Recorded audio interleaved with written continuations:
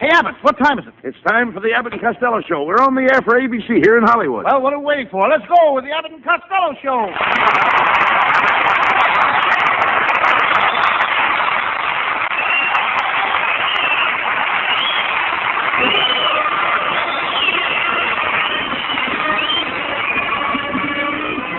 Yes, it's the Abbott and Costello Show, produced and transcribed in Hollywood for your listening and laughing pleasure with chuckles for the carload and music by Matty Malvik.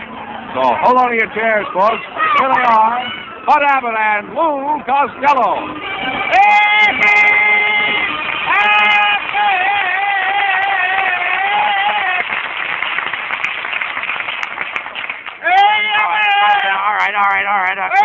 All right, what's all the excitement about? What happened, Lou?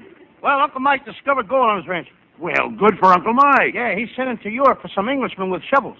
He's sending for Englishmen with shovels. What for? He figures England will want to borrow the gold sooner or later, and they might just as well come over here and help dig it up.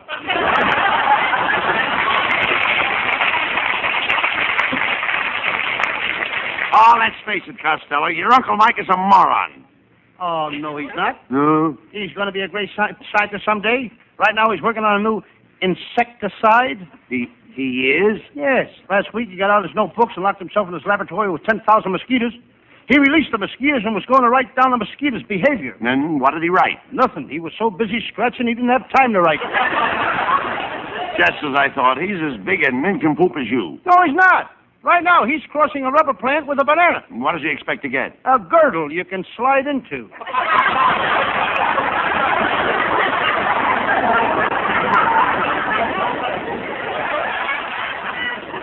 You know, your whole family are jerks.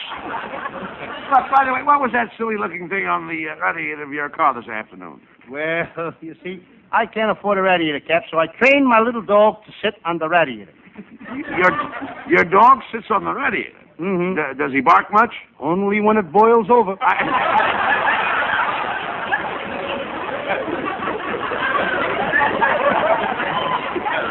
I gotta leave you now, Abbott. I got a job as a babysitter. You a babysitter? Yep. Babysitters are girls. Well, what's wrong with the man? My Uncle Jim Kelly was a sitter. He isn't around anymore, though. He isn't? What happened? While he was sitting, the warden pulled the switch. Oh, get him out.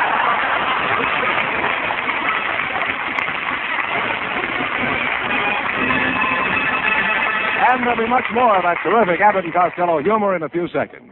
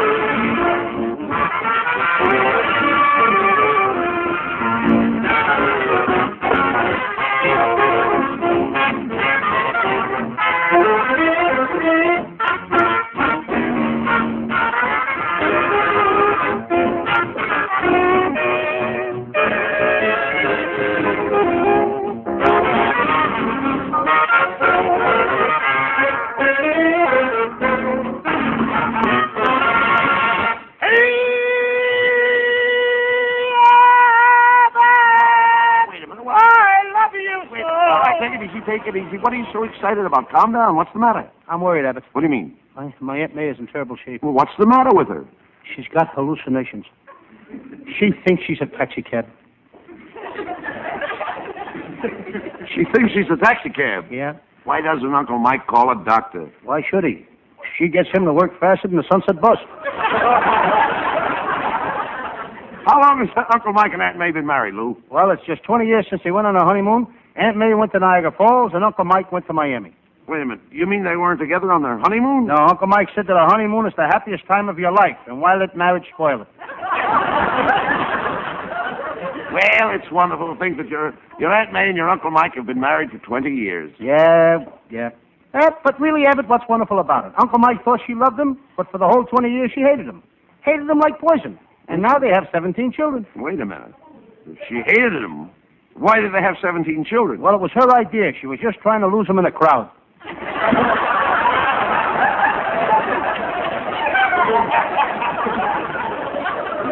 Is that mean to him, Lou? Well, she beats him up all the time. He wouldn't mind it if it wasn't for the children. The children? Yeah, they beat him, too. He must be really henpecked. Yes, he is. She tries to keep him in the house every night. Saturday, when he started to take his bath, she put 6 boxes of Jell-O in the tub so he'd get stuck. Luckily, it was raspberry, and he ate his way out.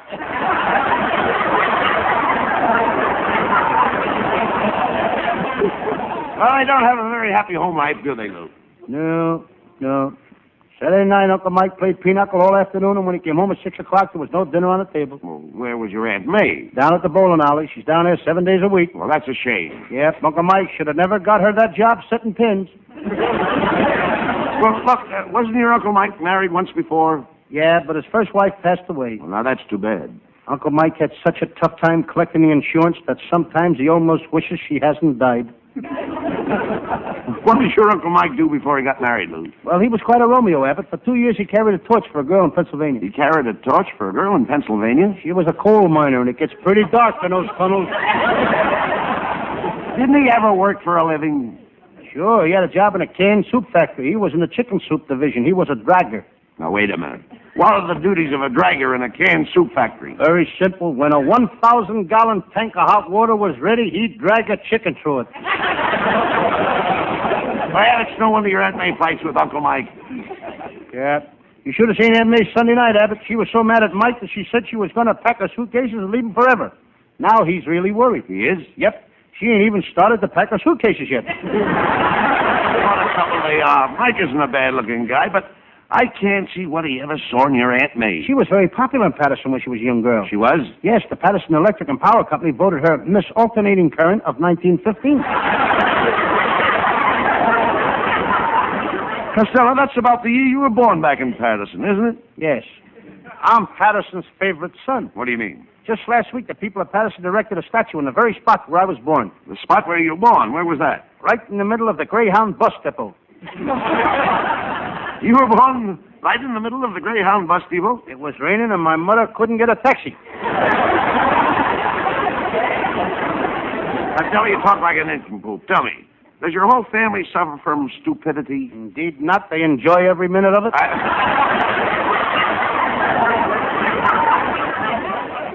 Hey there, Costello. I want to talk to you. Mister, do I owe you any money? No. Mm-hmm. Did I ever give you a tip on any of my horses? No. Have you got a red-headed sister in Chicago? No. Okay, go ahead and talk to me.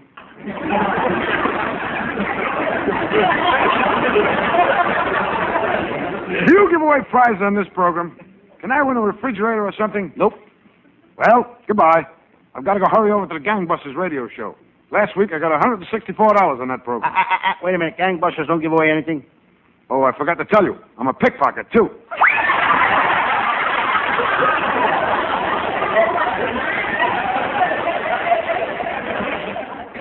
Now I know where I saw that guy, Abbott. It was the 30th anniversary party. Yours.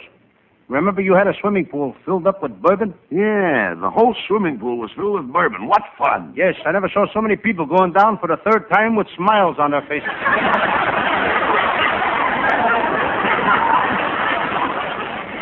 Well, never mind that. The whole town is talking about my anniversary party. Didn't my wife Betty look beautiful? I'm very proud of my wife. Every man in town was fighting over her, but I got her. Abbott, you didn't fight hard enough. My wife is a beautiful woman. She hasn't got a wrinkle in her face. She hasn't, huh? Then what are those things? Dents? Costello, you know nothing about women. I don't even know why I even discussed the subject of women with you. Well, it's not my fault, Abbott. I led a very sheltered life. Then I met a lovely little redhead, and I learned about women from her. You did? I'll never forget our first date. We sat on the riverbank in the moonlight. She moved closer to me, then I moved closer to her. Then the moon went behind a cloud. Then it happened. What? She let me tighten the string on her ukulele.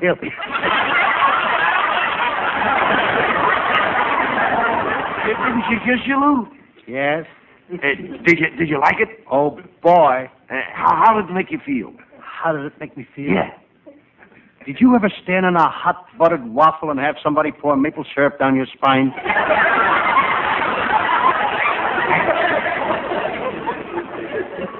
How did you get along with her, Lou? Oh, good. The second time we had a date, I took her sightseeing on a bus.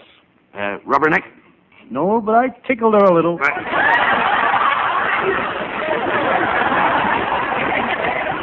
Hello, boys. Hey, look, Costello, it's our secretary, Viola Vaughn. Well, Viola Vaughn. That's my line, Lou. Take it. Well, Viola Vaughn. I understand you bought a new car. How do you like driving in California? Well, it would be. That's It your would be. choice.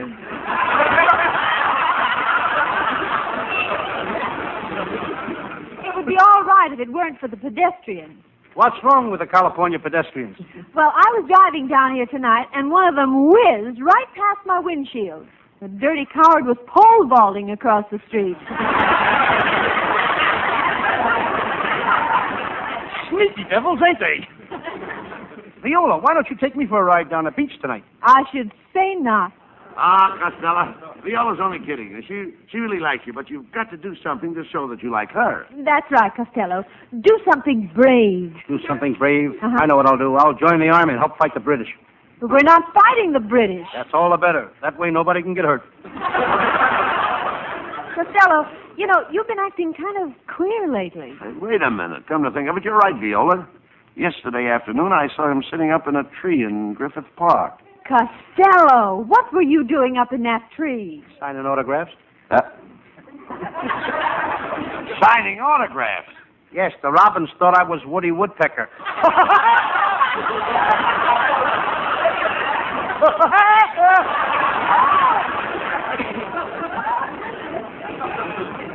Costello, here's another thing. Why do you always carry an umbrella on your arm? Why don't you get a girl on your arm? You know, a girl is much nicer than an umbrella. Oh, I don't know, kiddo. When you're through with a girl, can you fold her up and hang her in a closet?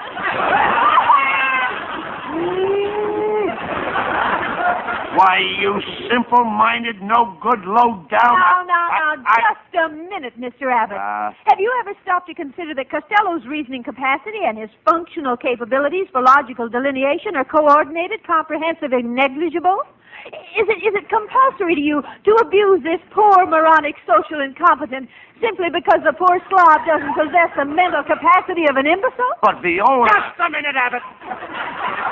You've had this coming to you for a long time. Let her finish. Continue. Tell them what a slob I am. Viola, Hey! Viola, I can't help it if Costello is stupid. Who's stupid? I want to say something, Abbott. I'm always studying, always reading. I just finished a book called When Frankenstein Meets the Wolfman in Dracula's Garden, where the Spider-Woman killed the cat girl. What's the story about? Two bums living in the La Brea tar pits. Well, I've got to go now, boys. I'm taking my painting lessons. Do you paint? Oh, yes. I draw birds with charcoal. I paint flowers in watercolor. What do you do in oil? Fry potatoes. Go on, Pastor.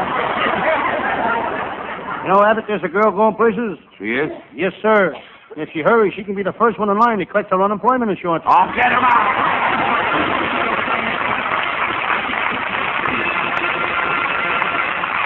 Now, while we take a 50-second intermission, we'd like you to consider this.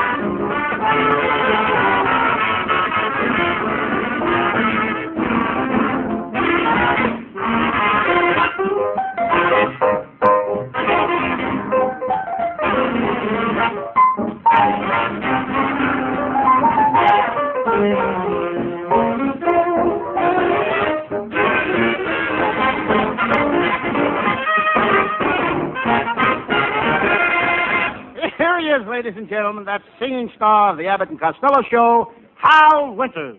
I'd like to sing a song that belongs to the month of January as much as White Christmas belongs to December. With Matty Malnick's orchestra, here is the Ralph Ranger, Leo Robin perennial, June in January.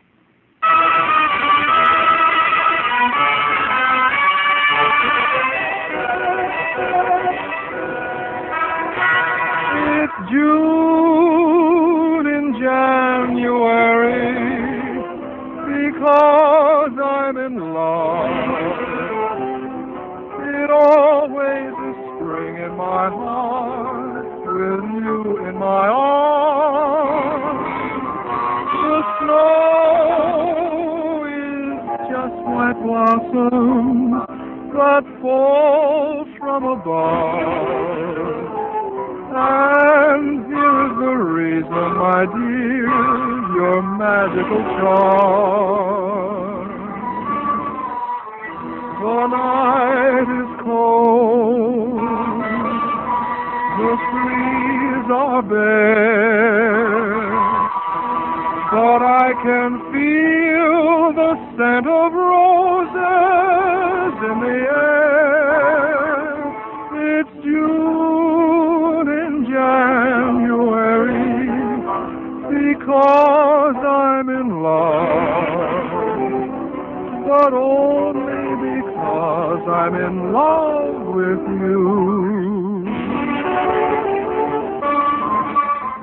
The night is cold, the trees are bare, but I can feel the scent of roses in the air.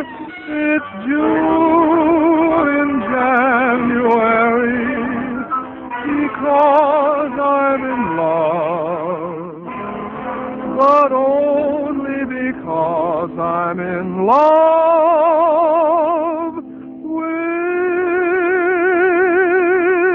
you.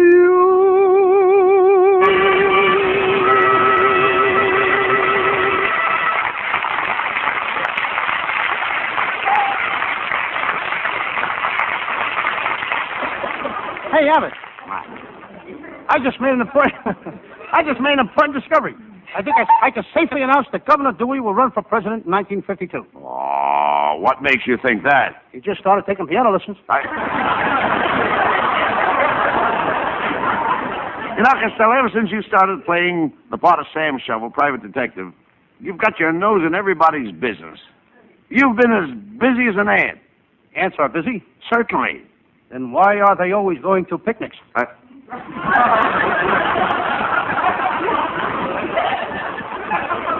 When you talk sense, what is that letter you have in your hand? Well, Abbott, it's another fan letter. Listen to this. Dear Lou Costello, a Sam Shovelly detective, you are the greatest thing on radio. I love your show. But my wife won't listen to it. She says she needs you like she needs a hole in the head.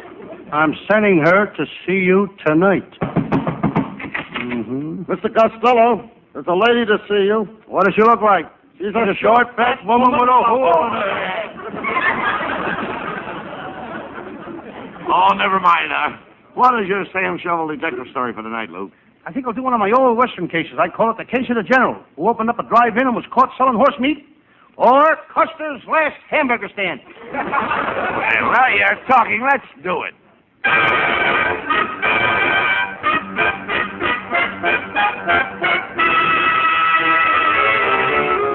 I'm Sam Shovel, private detective. I remember my first case. Three-eyed Maxie the murderer. He had 3 eyes. He was the only man in the world with 20/20/20 vision. And there was my second case. Terrible Tony, the toughest gangster in Los Angeles. He was a bronze giant with muscles of steel and an iron fist. I had to shoot him. May he rust in peace.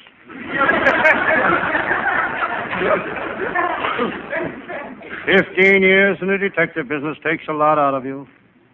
But I feel as strong and vigorous as the day I started. Right now I could tear Superman in half. But I don't want to ruin the rest of the paper.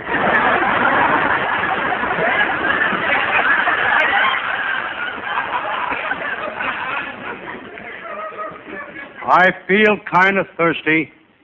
I go to the sink. This Los Angeles water is getting hotter every day. I glance out of my window. There's the headquarters of the Republican Club. On the window there's a sign, GOP. I just found out what GOP means. Gone out permanently.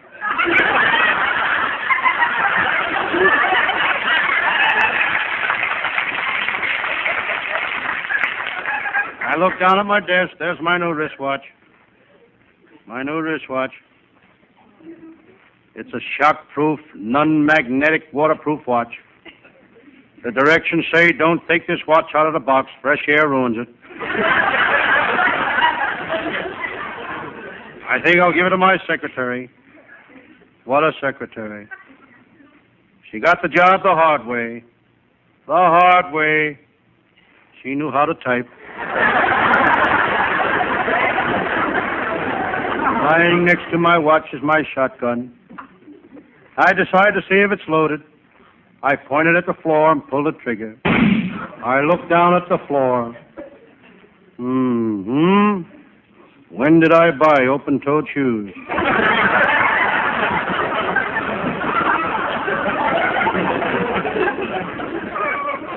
I reach in my coat pocket. Here's a wallet I found last night. I hope I can find the owner. I check to see what's in the wallet. Here's a card. If it's found, return to Mr. Nichols, Del Mar Hotel. Here's a driver's license issued to Mr. Nichols, Del Mar Hotel. Here's a birth certificate with the name Nichols. Here's the pink slip for a new Hudson sedan issued to Mr. Nichols, Del Mar Hotel. Well, here's $600 in cash. Looks like I'll have to keep the money. Serves that guy right. He should carry some identification.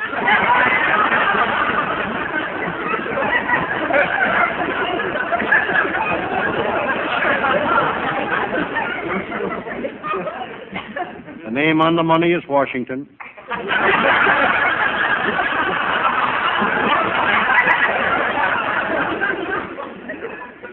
Now, let me see. Oh, yes.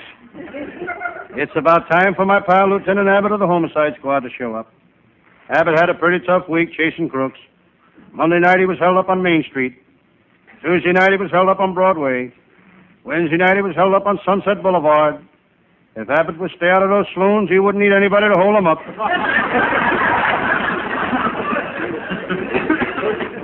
Lieutenant Abbott don't have to work. He was born with a silver spoon in his mouth. This was okay until he found out that all the other kids had tongues.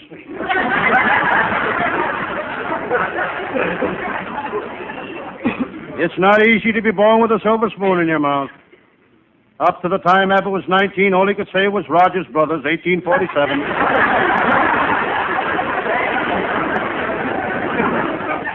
Before he became a detective, Abbott was a motorcycle cop. He was the only cop on the force that had traffic eyes. Real traffic eyes. They'd always look both ways before crossing each other. No matter what case Lieutenant Abbott goes out on, he's never stuck. Hello, Sam Shovel, private detective speaking. Hello, Sam. This is Lieutenant Abbott. Sam, what time do the vaults open in the Fourth National Bank? At 9 o'clock tomorrow morning. Not till 9 o'clock tomorrow morning? That's right, Lieutenant Abbott. You can't get in those vaults till 9 o'clock tomorrow morning. Who wants to get in? I'm trying to get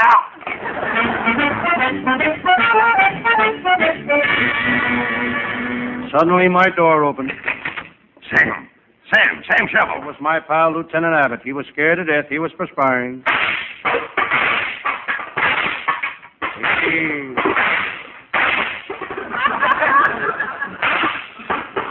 He was sweating bullets.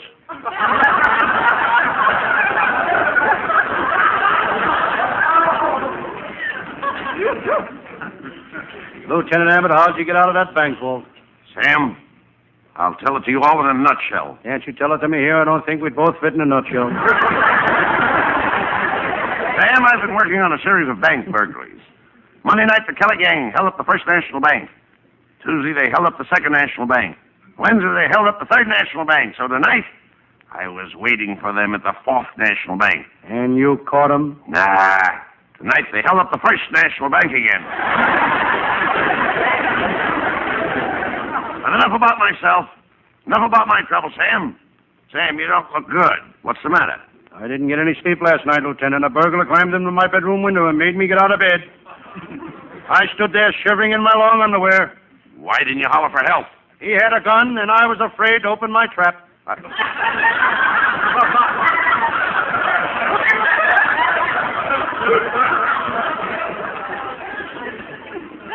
After the burglar left, I still couldn't get any sleep. I was worried about my brother Pat. He kept poking his head into my room. Well, lots of guys poke their heads into their brothers' rooms. On the end of a stick?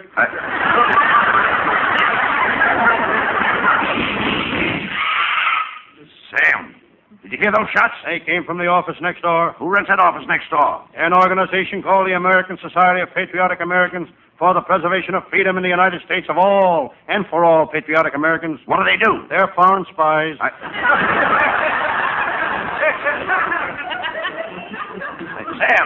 Sam, look. There's the guy that did the shooting. He's coming in here. He's got a gun. So this is the place I've been looking for, eh? Where's Sam Shovel, the private detective? What do you want with him? I'm going to kill him. I hate radio detectives. I hate them all. The Thin Man, the Fat Man, Ellery Queen. But most of all, I hate Sam Shovel. I'm going to gouge his eyes out. I'll fill him with lead. Now, who are you? Oh, I'm just an ordinary policeman. Honest, mister, I'm not a radio detective. And you? Who are you, fatso? Well, I'm, I'm the... Don't stand there, Abbott. Hand me my cookbook. Cookbook? Who are you? Don't you recognize me? Mary Margaret McBride. Oh, so you're the one that gives out those recipes, huh? Mm-hmm. Well, if there's anything I hate worse than radio detectives, it's those recipe programs. I'll kill them all. I'll kill them like a...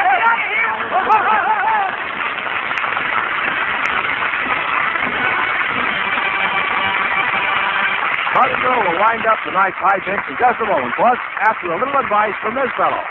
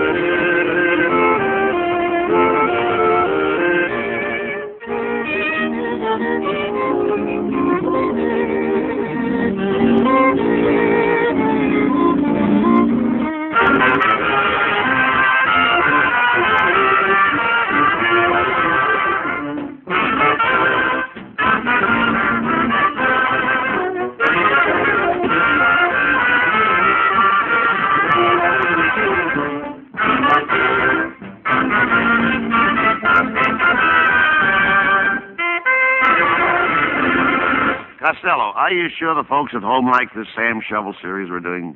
Oh, certainly, Abbott. Listen to this letter. Dear Lou Costello, other radio detectives get you to listen, expecting something big on their shows. Then in the end, they have nothing. You never disappoint the listener. You have nothing right from the start.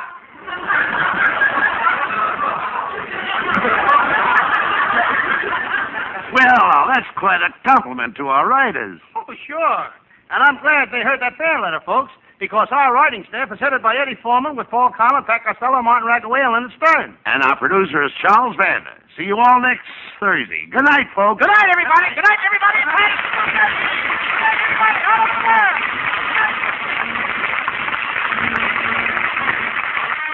Listen each Thursday night at this time for another great Abbott and Costello show, produced and transcribed in Hollywood. Be sure to stay tuned for the outstanding entertainment which follows throughout the evening on this ABC station.